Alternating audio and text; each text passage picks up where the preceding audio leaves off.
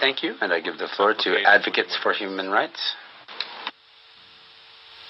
Dear Mr. President, the Advocates for Human Rights, along partner organization United Oromo Voices, would like to thank the Special Rapporteur for his report on minority issues. The concerns that he raises in his report and in his 2018 country visits parallel the struggle of minority indigenous groups face in Ethiopia.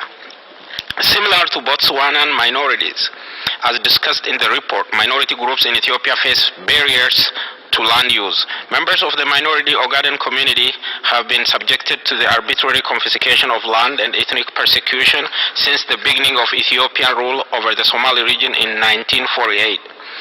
In April 2014 and again in November 2015, the Oromo people launched large-scale protests in opposition to Addis Ababa master plan, which intended to forcibly displace the Oromo from their homes in favor of expansion of the territory of the capital city.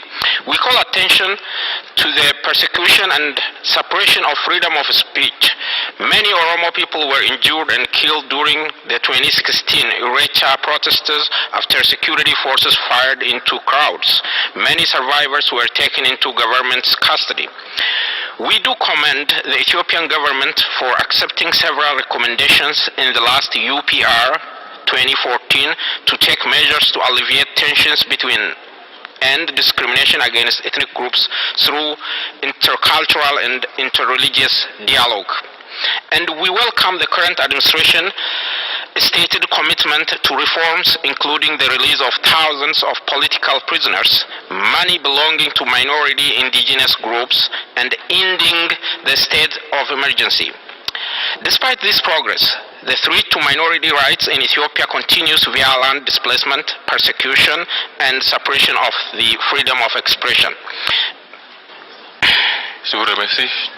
I thank you, and I give the floor to the Refugee Council of Australia.